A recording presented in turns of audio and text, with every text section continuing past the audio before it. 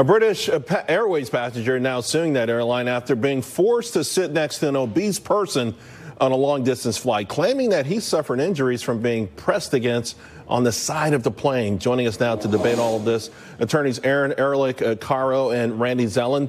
All right, Randy, now you think the passenger has a case here? The passenger does. You have to throw out common sense, and you have to rely on the law. There's not always common sense there.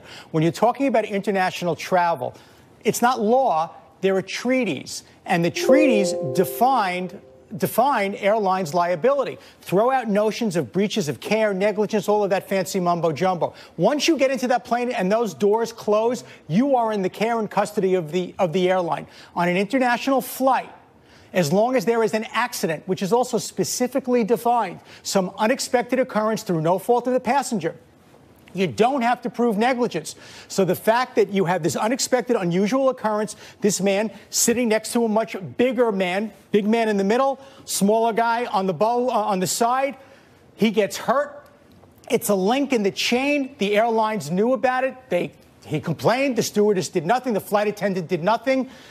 You got a case. All right. Well, remind me not to go on any flights with Randy, right? Okay, but noted. What do you think?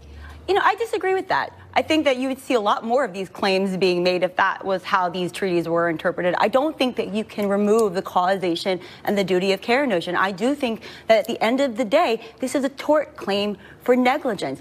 At the end of the day, what he's alleging is that British Airways should have foreseeably and reasonably known that being sat next to an overweight passenger was going to actually cause him physical harm. Not just discomfort. We know the airline probably anticipated the discomfort since they keep making these seats a whole lot smaller. Exactly, yeah. You knew that was coming. We knew that. But what they can't be responsible for and held liable for is anytime someone has an accident on the plane.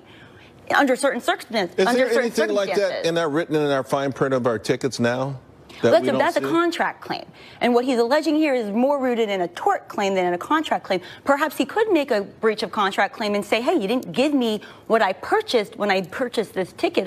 I was supposed to get a seat. But then you just be entitled to the reimbursement of your cost and perhaps even some court fees. We do have a statement from British Airways I want to share with everyone. Quote, we welcome all passengers aboard our aircraft, and our crew are trained to ensure passengers have a comfortable journey. We're pleased that our crew provided additional pillows and blankets to help Mr. Prosser, who have a restful trip. So they tried. I mean, is there something? Listen, they gave him blankets, they gave him pillows. Is there something to be said for that? There is something to be said for it, but respectfully, again, we have to throw common sense out and negligence the way we typically think about it. There's the Warsaw and the Montreal conventions. There are treaties, and they say you don't have to prove negligence on an international flight. It's what we call strict liability. So the guy gets hurt. Take it each link in the chain. He gets hurt. But to Aaron's point, then wouldn't it be an avalanche of these people trip on the plane? I mean, why aren't there just an avalanche of these kind of lawsuits? There are many claims, the most common of which is falling baggage. On an international flight, you don't have to prove that the airline was negligent. Is that the key, that is an international flight? Yes. Is that what makes this different? That's correct. It makes it different. As long as there is an international flight or there's an international stop, it's not federal. Where would a trial be held, in America or the UK? Probably up in the air some places. But think about this since it's an international Think about this on a practical level. This means that anytime you have a fully boarded transcontinental flight, the in-crew staff has to now make musical chairs. I mean, we have to move everywhere around, to shuffle everywhere around every time we shut the airline doors. Don't want to get It doesn't sued? make sense. It's untenable. That's not what these treaties are about. That's not what the intentions are. Well, and you brought up these smaller seats. I mean, I've seen diagrams where they're going to get even smaller. At some point, if this is the logical way of thinking or the new way of thinking, we'll all have a lawsuit. Absolutely. And we're not, I'm certainly not advocating for the airlines here. I think that it's becoming a bit egregious what they're doing, but it's a customer service problem. You choose what airline you want to fly. Everyone who sits next to me is going to be looking for Randy Zelin to hire them. As soon as they land, they're like, Randy, I sat next to Charles Payne. What can we get? It would be a privilege to sit next to you any place, anytime. I don't travel in business class like you do. No. Listen, I had no choice because I got stuck in those small seats, and I had a guy like this, And he didn't complain to the airlines. He just was a pain in the neck the whole trip. Oh, there you go. Anyway, we'll see how the two great legal minds, we'll see how it all works out. Thank you both very much. Thank you so much. Congratulations on the marriage. Thank you. All right, folks, that'll do it here. One more look at the big board. It was a rough day for the market. Dow Jones Industrial Average off 400 points, and that was 100 points better. Apple led the way on the downside. I'll be covering it all and more tomorrow, Making Money at 2 p.m. to 5. Hi, I'm Greg Gutfeld with Katie Pavlich, Juan Williams, Jesse Waters, and she snorkels with a macaroni, Dana Perino, the 5.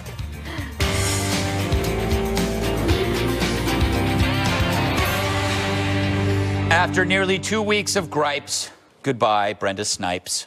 She resigns after the Florida Senate race ends. Meanwhile, Stacey Abrams asked the self-obsessed snobs of Hollywood not to boycott Georgia because she lost. Yep, some stars have threatened to boycott the state because the vote that made Brian Kemp the winner still stands. Ron Perlman, Alyssa Milano, Bradley Whitford. Georgia's really going to miss you guys. So now we know how to keep pompous Hollywood crybabies out of our state. Win elections. This is a better incentive than lower taxes and safer streets. A vote for a Republican means Alec Baldwin won't punch locals in the face. A vote against the leftists means you'll never run into Jim Carrey weeping in the park. But clearly, this is another tantrum disguised as a principled stand. It's easy to boycott something you don't need. Something tells me Ms. Milano or Mr. Perlman didn't have lucrative projects lined up in Savannah. It's pure destructive selfishness. Let's push boycotts that don't affect me, but harms the economy that supports millions of middle-class Americans. Hell, I'll just stay in Bel Air. The royalties from Full House will pay for my bean paste facials. And I still get to virtue signal on Twitter. Boycotting a state is an even sadder version of I'm moving to Canada, because even if they sneak into Georgia, they never move to Canada. But what's great, it's far easier to boycott a body of work than a body of land. Everyone can do it. And once Alyssa or Bradford star in anything beyond a tweet, Georgians can exercise their rights too. All right, Juan, how can we not please you guys? You basically did get a blue wave. Let's face it, close to 40 seats. Should be happy. Yeah. I mean, I would be happy, but they're still like mad. They're going to boycott Georgia. You must have missed Chris Wallace's interview with Donald Trump. I was out drinking. Oh, on Sunday morning at 9 o'clock. Jeez. Well, I was coming home. There's a technically. At 2. Oh, that's Saturday night? Yes. There's a replay on Sunday night. Oh, well, anyway, but the president said he won. Mm-hmm. He said that he won the Senate. That's what counts. And when Chris said, well, what about the House? And he could lose like 36 seats. He said, no, you didn't hear me. We won the Senate. But he's being an optimist. But on the other side, the Democrats are still mad. They're still angry, even winning that many seats. And what is it? No. How many governorships? Seven governorships? You're confusing what happened in Georgia. It wasn't the Senate seat in Georgia. I don't think that was an issue. I think it was the governorship. Yes. The gubernatorial race. Yeah. And there you see Stacey Abrams saying that Brian Kemp, who was also Secretary of State, somehow managed to push people out. What I'm saying is you can't win them all, so don't be a sore loser. That's all I'm saying. I wanted to ask you about how you like the bean paste facial. I've never seen that. Yeah, I usually go a pumpkin spice facial. The bean one I haven't tried yet, but it would do you well. I think Democrats... Wait, first of all, are you going to miss Miss Snipes? Sneaky? Yeah. She retired. I know. But I'm sure she'll pop up somewhere on my feed. I will miss her dearly. But I think, Greg, Democrats always expect to win for a few reasons. One, they live in a bubble, a social bubble and a media bubble. Two, they think controlling government is their rightful destiny because they believe they're progressives and it's progress. And also, they believe their whole governing philosophy is about controlling government, that they're supposed to be in charge. And then Democrats believe this is life and death, good versus evil. So when they lose, it is a soul-crushing loss. That's why they have to question each loss and say, well, it's illegitimate. It's like therapy for them. In fact, most Republicans, when they win, Democrats don't think they're legitimate at all. If you think and you go back, look at Bush in 2000. Look at Trump in 2016. Look at all the Scott Walker elections. They question his legitimacy. Look, you have Kemp now, DeSantis, and Scott. And every single time, there's an excuse from Democrats. It's gerrymandering, It's racism, it's sexism, it's the Russians, it's voter suppression. Hillary Clinton had, 60 excuses for her loss? So in the grand scheme of things, you look at Florida and you think in the last couple elections there, you've had tons of shenanigans by people like Sneaky Snipes. Ballots were destroyed. Ballots were miscounted. They found ballots. Things are done in secret. And now judges have to come in and say, guys, knock it off. And Republicans say, things are getting fishy. This could be some kind of fraud taking place. And then Republicans are cast as conspiracy theorists. How dare you question an election? You're not allowed to do that. But if you look at the poll, Economist poll said 67% of Democrats, 67% believe that Russians tampered with votes to elect Donald Trump in 2016. Now, that's just false. Votes were never tampered with, yet 2/3 of Democrats believe in that conspiracy. Could I, not helping that is, this is an interview Jake Tapper did with Ms. Abrams about the legitimacy of the election. Do you think that there was deliberate interference in the election? Yes. And I believe it began 8 years ago with the systematic disenfranchisement of more than 1 million voters. Is he the legitimate governor-elect of Georgia? He is the person who won an adequate number of votes but that's to become the governor. You're not using the word legitimate. Is he the legitimate governor-elect of Georgia? He is the legal governor of Georgia. God. What do you think, Dana? I think a couple of things. I read the Weekly Standard had an editorial today talking about these claims about that she's making that she says were happening in Georgia. But if you go through them one by one, they're talking about people who were purged off of the rolls. Right. That's like if that was 1.5 million, but why was it so many? It was people that died, people that moved, and there was a lawsuit in 2015 that meant that nobody came off the rolls that year. So this is the first year that you see it. So it looks like it's double. And I didn't know that until I read something. I didn't know that until you read it. This is what's great about Dana is I didn't have to read that article. Yeah, you didn't have to read it. But I'm sure Jesse read it before I did. Weekly Standard subscriber. I do think that's right. Yeah, you bought me the subscription. I know. Do you love it? I love it. Yeah, I bet. That and National Cartoons Review. are great. Ooh. So the president and others were saying that there was voter fraud in Florida and maybe in Georgia too. That was a suggestion. The Democrats are saying there's voter suppression. Mm-hmm. Neither are presenting adequate evidence for either. Mm-hmm. And so I don't know what happens going forward. I do think about somebody like a Brenda Snipes. We can make fun of her, whatever. And it looked like some incompetence, but she gets it done in the end. And now she's retiring. But you think about who's willing to serve their communities, these public servants. And we have to figure out a way to support them and to provide them with what they need and the resources that they need, or we have to go to the robot. The robots. I say the robots, Katie. They'll take care of all of this. Did you see the robot anchor that came out in China? Oh, yes. It looks a lot like you, Greg. Thank you. I'll take that as a compliment. I'm very smooth. You are very smooth. That's true. It's the facial.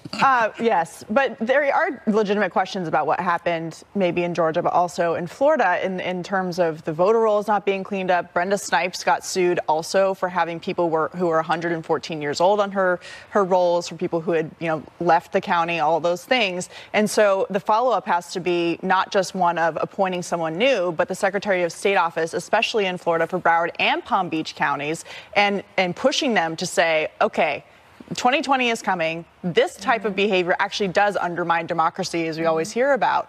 So we have to make sure that things are cleaned up for the presidential election so it doesn't come down to 2 counties that have repeatedly had problems for a decade making these determinations and questions about where the ballots were found and why they're being transported in private vehicles and that kind of thing. Can I say one other thing, though, about Stacey Abrams? So she did something pretty remarkable. She's a progressive liberal, and she came pretty close in Georgia. Yeah. Mm-hmm. So it's like Georgia's not going to change overnight. Yeah. But she says she wants to run again. So can she figure out a way to figure how can she make up those 60,000 votes or whatever it is? Can she find 60,000 votes so she could become the legitimate winner? And she did a nice thing where she said, boycotting Georgia is stupid. Don't do it. I mean, she didn't encourage that sort of behavior. And now you have a runoff, I think, for Secretary of State in Georgia. And I think that's really important because even Jimmy Carter, I guess that doesn't mean much with you guys, but Jimmy Carter, I love Jimmy. The former president, said Kemp should have never been in charge of the election in which he was competing. Can I just say something about what Dana said about Stacey Abrams? I think she undermines her own case when she's not willing to just accept the results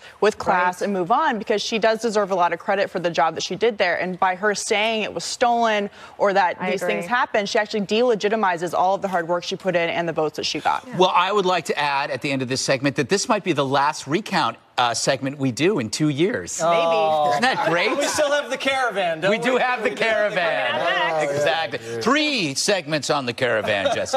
A Democratic congressman making a stunning comment about the government going nuclear on gun owners. See it next on The 5. Hey, everybody. It's Toyothon. Once called for gun owners to surrender their assault weapons. The congressman tweeting this response, quote, "And it would be a short war, my friend. The government has nukes, too many of them, but they're legit. I'm sure if we talked, we could find common ground to protect our families and communities." Swalwell later backtracked after getting slammed for his remark, claiming he was just being sarcastic. I think we give him a pass on being sarcastic, right? Well, this is the issue. There is no sarcastic font on Twitter, and everybody gets burned on this. I know what he was saying. I mean, if you take it at the initial, it's like saying, yeah, your guns are no match for our nukes. But that wasn't really what he was saying. What he was saying is that it's pretty unlikely an armed population would be able. It's irrelevant in this day and age with nuclear power. In the 1800s, it would. Right. But the thing is, I think that's flawed because no country like the United States would actually use nuclear weapons on a city. They wouldn't do that. So but wait. Let's take your argument seriously, because I hear this from gun owners who say, if I keep my guns, then the government tyranny cannot occur in the USA because we can fight back. So forget the nuke stuff, which I think was sarcastic and over the top. But the reality is, what a bogus argument. Because it's not a matter of nukes. Gosh, the U.S. stockpile of weapons and the number of people in our military is so amazing that some guy who wants to go posse comitatus is going nowhere. But I think, okay, I disagree. Armed population, people that have a lawful abiding owners of guns, exists as a reminder of what right protects the other rights. Right. It's like this is the last stand, and you feel comfortable. Also, everybody remember, back in the day, people lived in places where they had to protect themselves. Now we have more police officers. But the fact is, there is a feeling that this protects other rights. The problem with Swalwell is his buyback isn't really a buyback if it's tied to criminal prosecution. Then that is a confiscation. And I think it's hard to trust people who play with the language. I mean, he said that a rifle's more powerful with a pistol grip. It's not more powerful. That makes no sense. You could ask Katie about that. She knows. So anyway, and what's ironic for me, and I'll shut up, people tying criminal prosecution to a buyback if you don't give back the weapons. These are the people that say prisons are overcrowded. So you're going to get rid of a lot of people from prison and then pack them all in with law-abiding gun owners. Well, Crazy. Look, there are 300+ million guns in America. Buybacks are never voluntary. In Australia, they did a buyback, and it was the government saying, you're going to give us your guns or we're going to come prosecute you. Juan, you think that is the argument that having firearms as a deterrent against a tyrannical government is one that is maybe outdated or irrelevant now, but that the entire purpose of the Second Amendment was for that sake of but that was a different time. But the Second Amendment is a right. It is not something you just change based on the times. And the idea that an armed society is a polite society is still important. And although we have more police officers, we have more government, in the end, people still have to protect themselves inside their homes, in their cities, and when the government fails, like after Hurricane Katrina and other natural disasters. So this idea that just because the government has nukes and can now take on their own people if they feel like it because they're fighting back with their Second Amendment rights is a little bit hard to swallow when it comes to the original intention of people having firearms to prevent against. It's hard to swallow. Swalwell. Thank you. No pun intended. I call him General Swalwell. So he might run for president, and it would be, that's a hard name. Yes. Swalwell. It doesn't roll off the tongue. I think he just nuked his chances. Didn't pass the commander-in-chief test. Listen, you can't use a nuke in a civil war. Everybody dies, and everybody knows that. Democrats just have a hard time talking about guns. It's Well, like can I it's just like a different language May for I them. interject, though? Yes. Michael Bloomberg put in a lot of money to candidates on. They're talking about what was it called? Every Town, I think it was called. They had an 83% win rate. They targeted 66 races with their endorsement and their money. They won 83% of those. And even candidates, Virginia, Texas, Georgia, Washington, and in Colorado suburbs in particular, they ran on sensible gun control. I'm not defining it, but that's what they would call it. And they won. You know, I'm not so sure I can translate that money from Bloomberg into, yes, let's now claim we have a mandate to confiscate guns. Right. I think they probably ran to the center, to a moderate center on guns, but the Democrats did not put like a contract with America out there like Newt Gingrich did and now say, you know, we were given the keys to the House and now we're going to take away guns and we're going to impeach. That's not what the American people sent you guys there for. You guys won on running that Trump is mean to minorities and women and health care. That's why you won. So to misinterpret the mandate and go hard left on guns, they're going to really hurt them. If you want to reduce gun violence, you do two things. You increase the number of police officers and you have a great economy. Since 1980, gun homicides have decreased by 2/3, and they've linked it to an increase in police, the CompStat system, but also it correlates with low unemployment. When low unemployment, then you have low homicide. So a great economy and more police, you have less violence. I don't think buybacks. I think buybacks are like are actually the worst kind of thing to do because it's symbolic and not practical. You know, who's not doing gun buybacks? People who want to do mass harm through these criminals don't and criminals turn who them are doing that. Right, and each situation, the frustration for me all the time is that each situation is very different, whether you're in Chicago, California, Florida, each circumstance surrounding what has happened, especially in Parkland.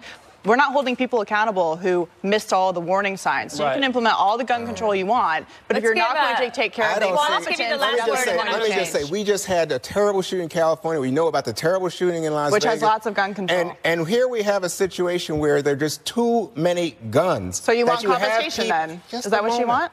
You have so many people who have multiple weapons, all kinds of semi-automatic weapons. Yeah. And this is not about defending your home. This is not about forming a militia going back to the 1700s. Is that who you're speaking this for? Is about people who have a fetish about guns. And it seems to me this is madness I am a person who this is the reason why you see people like Bloomberg put money in and why it works, because most Americans, and I think most of the people at this table, if they told the truth, are for reasonable. Excuse me, I never. Okay, saying too many guns is exactly the mirror image of saying not enough guns. No. You're at one extreme, demonizing the other. No, because if you look around the world, you look at other industrialized Western countries. We have lower rates of violence. We have higher rates of gun look violence at the stats. than they do. No, you got to look at the stats. You're conflating suicide with homicide in order to get what you want. I'm talking about gun violence like we saw in California. No, can I just say that I am a person who owns firearms in exactly the way that you just laid out, and I think that we have a pretty good relationship about who I am as a person. So for you to indict people like me all over the country as people who are irresponsible, who have fetishes over something that is a constitutional right, it's pretty offensive. Constitutional right out of time. You said, this is a constitutional right. And I'm saying that goes back to the forming of a militia. But I will say this for you. The Supreme Court came down on your side. I'm just saying most Americans approve of reasonable inhibitions on gun ownership in this country. Okay, how dare you insult fetishes? Fetishes, I'm for. She has a fetish for the Constitution. Oh, no. I have a fetish for things I can't talk about. And on that note, ahead, what grade does President Trump give himself so far? The answer next on The Five. Tone for his achievements on a variety of fronts. Watch. I think that if I was very different, I wouldn't have gotten what we had to get. We got the biggest tax cuts in history. We got Anwar approved. We got rid of the individual mandate, which was the most unpopular thing you can imagine, healthcare. I got rid of it. Everybody said it would be impossible to get rid of it.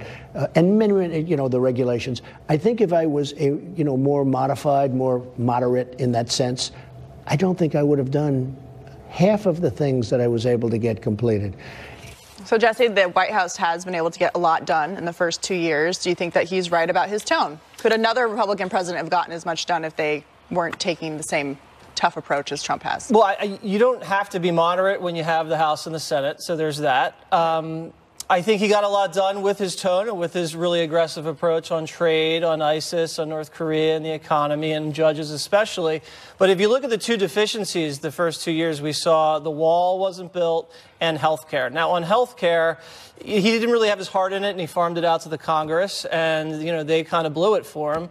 And then McCain sank it at the end because of a personal vendetta, and he wanted it to be bipartisan. On the wall, I thought he was pretty moderate on the wall. He was willing to give millions of DACA recipients a pathway to citizenship in exchange for the funding. And then he had the S-hole country comment and the Schumer shutdown, which screwed that up. I think the problem with Trump right now is he's wasted goodwill with the American people in certain circumstances when the country's not looking for a fighter, when the country's looking for a healer. He says things, if it's in Charlottesville or if it's a moment of healing, if it's a natural disaster, a shooting, where the country wants what he mocks as boring and presidential. And I think being like that on 10% of the time would serve him well. But the people that are complaining about his style and tone, this country was going over a cliff. If Hillary Clinton had been elected president, that would have been 12 years after Barack Obama, a Democrat in the White House. And now people are complaining because he kind of ripped the wheel to the other side. It's jarring, but I'd rather, you know, be alive than dying a slow death. The country was going over a cliff, yes. Vladimir? Oh, yeah. Vladimir. Why am I Vladimir? Well, that's exactly what the Russians said. I don't get it. They put out this propaganda. Whoa, who's Russia? What are you talking about, Russia? Oh, Russian propaganda during 2016? I'm saying if it had been Hillary Clinton is such a criminal. 3 terms of a Democratic president, it would have been curtains for America. What is it? You know what amazed me about this interview? He gives himself an A+.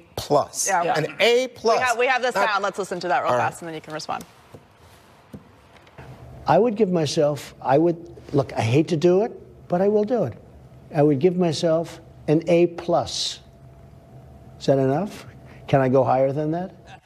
A+, +1? Well, it's unbelievable. It gets said in Republican circle, but he's done so much. I'm like, well, first of all, A+. After you lose the House, you hear former presidents speak about being shellacked or thumped. No, not Donald Trump. We won. We won. And then secondly, 38% of the American people approve of Donald Trump. My gosh, he gets an A+. That's our real clear politics average. Okay. And I'm just saying, my gosh, he gives himself an A+, and it's just hyperbole. But it plays into this idea that, oh, yeah, everything's great with North Korea. What did you accomplish with North Korea? I think they're building additional. They haven't tested a nuclear rocket since the tough talk. And guess what? This is the greatest economy ever, says Donald Trump. Not true, says all the fact checkers. Not true. Better than the Obama economy. Get out of here. Greg, what would you rate President Trump's performance, either on his tone or on his accomplishments? Well, here's the deal. Okay, this is under the assumption that the media would hate anyone less or who was in the office other than Trump. They would have done this to Marco Rubio in a second because he's pro-life. They would rip him to shreds. So, I mean, the idea that, like, you know, this guy has a volatile life, believe me, no one would have fared well who lost to Hillary Clinton because it was a kick in the gut to everybody. Here's the issue. In negotiation, you stake out a far position and you work to your middle. That's what you do in business. And he's translated it to politics, and people aren't used to the extreme positions that he takes in order to move back in the middle. So he'll talk about terror. We kill all their families. Well, that's not what happens, but he gets people to thinking about terror, right? Or immigration, he'll say something. But now we're all talking and thinking about immigration. We're doing the Muslim ban. Then we started talking about an actual practical ban on certain countries that weren't all Muslim. In fact, most Muslim countries weren't. It's like offering $25,000 for a $100,000 plot of land. That's where you start. And so his opening bid gets everybody in the room's attention, and then he works back. Is it working? Yes, because you notice it's being adopted by the New Democrats. AOC, as I like to call her, is the closest you're going to get to a young Trump. Who is AOC? Alexandria. She makes these really hardcore comments about socialism, and then she makes flubs, but she's engaging. No, but she's an extreme in the party. I mean, this guy just look at this. Yes. So Trump now is the party. It's I'm saying that she takes a position and then moves back. Yeah, but I mean, like yesterday, he goes after a former SEAL, 37 years, the man who captured bin Laden, and basically says, "Oh, this is some Clinton supporter, Barack Obama supporter," because the man says the kind of statements that Trump makes are so offensive. But why are you surprised by this? This is what he's been doing for 2 years. If somebody says something bad about him, Juan, he's going to say something bad about him. I've learned to live with that and put that into a box. How do you put it in a box when he says, "Oh, I don't know who killed Jamal Khashoggi"? You know, what's his name? Mohammed bin Salman just told me. He told me, despite all the intelligence collected by the CIA and everybody else. Dana, do you want to put things in a box for us? Well, let's just be practical for a second. So Greg said he's learned to be able to put that in a box. It doesn't bother him, okay? For other people, it bothers them a lot. And it's all they think about, and they think he's ruining their lives because of his tone, okay? So there are those. So going forward, and now he's got a split Congress. So does his tone change in range? Does he figure out a way to stake out a position that gets Nancy Pelosi to say, "Okay, I'll meet you there"? I think it's going to be difficult to do. And as soon as they start picking at him for all the investigations, he's going to get his back up. But does he really want to get criminal justice reform done? I think he does. So there's a range. But the tone issue, that was part of what the midterm was about. Yeah. The question will be, a midterm is a referendum on the presidency, the president. But an election for a president is a choice between two people. So in 2016, that was your choice. Yeah. The two most unpopular candidates in the history of the country running against each other, he wins. Who do they put up in 2020 that could beat him? And I don't think it's just a matter of tone. It's down. And they said no because they just, which was the dumbest thing, and why it was driven by activists, is that they were off in a place to stay. They said, "No, we'll keep going. Thank you." They don't want to stay there. They want to keep going to America. Right. I didn't change my message. I know what your message was. Your message was the caravan was going to disappear. No, I didn't once the midterms happened, because you said this was a whole fantasy, and Trump was just stoking anger from his base to scare people up to voting. And then all of a sudden, everyone said after the midterms were over, we weren't going to hear about the caravan. Well, you know what? The caravan's here, and the caravan's real. Yeah. And the people in Mexico don't like it. You know what they said? They said, "I want a president who enforces immigration law, unlike our president who's not doing it." They're very dissatisfied. And if you look at the local reporting, NBC did a very nice job. They said there are people scaring children at schools, doing things I'm not even going to repeat. They're begging, they're drinking, they're doing drugs. 500 of the members of the caravan in Tijuana right now are gang members, according to the reporter hit on Dana's show, which I watch every single day, 2 p.m. Eastern. Don't miss the briefing. So, Dana, the question now also before the courts is, does violence and even domestic violence justify a claim of asylum? Well, but we've been talking about this for a little while because it will break your heart. Right? But if the government is not after you, I think it's one thing you're fleeing violence from what? Is the government unable or unwilling to protect you?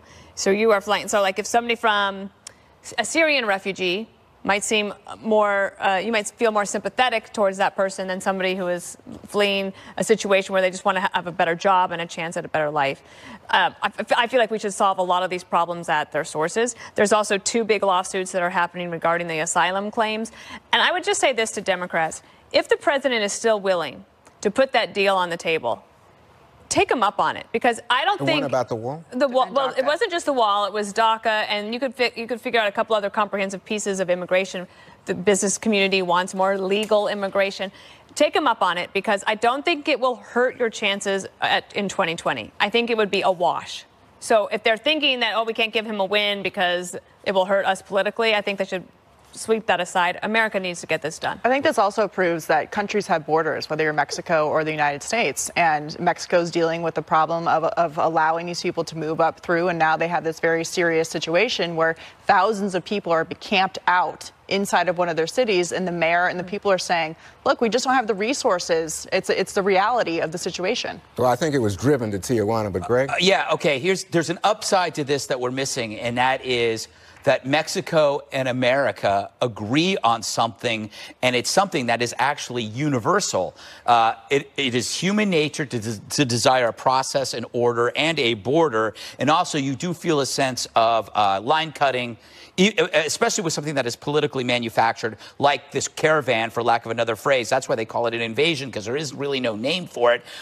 But the fact is, it is human nature to be upset about this, and it's not racist. It's not racist because these Mexicans are upset from Central Americans. Right. They're the same race. It proves a very, very potent human point. I don't think it was about race. I think it was about Trump trying to stir his base to get out. Juan, you said it was about race for the whole midterm. Yes, you did. Pull the tape. You do that. Up next, get ready for a food fight. We're guessing the price of Thanksgiving staples in a new edition of Supermarket Showdown. Is it New York price? Back by popular demand, a brand new edition of Supermarket Showdown. There it is, best dressed guy in the supermarket. Just in time for Thanksgiving, battling it out over some prices of our favorite Thanksgiving dinner items. So whoever guesses the closest without going over is the winner. And just a reminder, I won last time. Okay. And I don't know the answers ahead. All right. First item is a frozen 15-pound turkey. We do not know if it's organic or not. It is just a frozen turkey. So everybody write their prices down. Wow, you're really thinking about this, Butterballs are Jesse. nice. Okay, everybody up. $50? Yes. I said 21. All right, so the winner is, because the price is, $12.15. No. Wait, for that turkey? Yeah, Does very Juan win? good. No, it was whoever was under. Close, yeah. Oh, under. Wait a second. That's Juan how much a wins. turkey Juan was costs? over. Juan was over. Can't give it to him. Everybody has I'm zero. getting ripped off. Wait I'm a buying my second. turkeys. Greg thinks $50 for a turkey. Hey, wait a second. I was the closest, Yeah, but you Jesse. were Closest but over one. Okay, Typical Democrat doesn't want to follow the rules. Oh, my 5 pounds of God. potatoes. Recount. Next up, 5 pounds you have to write of it big enough. potatoes. Okay. Hold on, I have to erase my other score. 5 pounds of potatoes. Everybody write this down. Wow, Katie, you really think? It's 5 pounds times per pound. Everybody up. I'd say $4. I said $3.50. I said $8. Okay. What do we have? 5 pounds of potatoes. The price is Where's Drew Carey? $3.70. Wait. Oh, $3.50. Juan. $3.50. Oh, Dana. Dana won. I was over by 50 cents. All right. That was close. Greg was in there. All right. Yeah. Dana is way now the leader. All right. That's Next up. Jesse. This is I drew Jesse, just so people want to know. Okay, next one. Very expensive 14 drawing. ounces. All right, so we have 14-ounce Ocean Spray cranberry sauce. So, cranberry sauce in a can. What do we say the price is there? Nah, I'm going to do Okay. I'm going to do that. 99 cents. I did 89 I'm cents. way over. I did $2.85. I did $3.99. Okay, did- well, what do you think it's going to All be? right, here we go. 89. Cranberry sauce. 89 cents? Yes. Wait, are you going lowest so you win? Like Yes. the price is Yeah. right? $1.59. Wow. Juan! All right. There you go. Dana and Juan are tied for the lead at 1 apiece. And we have Still 90 seconds. everybody's open game. All right, stovetop stuffing. All right, what do we think stovetop stuffing is? Just a box. Okay, got it. Stovetop stuffing. It's a small box. All right, everybody Shoot, up. Greg. You can't win now, Dana. Shoot. Juan, you have to write that All right. bigger. That's Nobody an can inch, see three. that. What does everybody 29. have? Yeah, unless it's 3. 289. Oh, Who wins? Juan.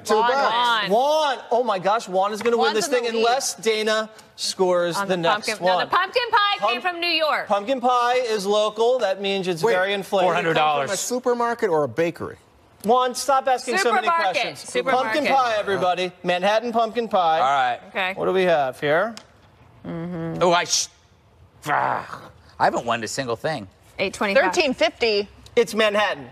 Okay. Oh, that's Okay. true. Ready? Yeah. I'm in control here, Dana. Oh. $13.99. Waters puts one up there, but you know what? I didn't win. Juan won. Good Job one. 1-1. Williams, congratulations. I think America won. Let me tell you, America. Does he get to take this home? Yeah, I could bang my head with. You know what's amazing about this? What's that? I never go in a supermarket anymore. But That's you're the really in problem. touch with the American people. Dumb luck, Williams. Dumb luck. All right, one more thing's up next. A man of the people, Jesse. That's right.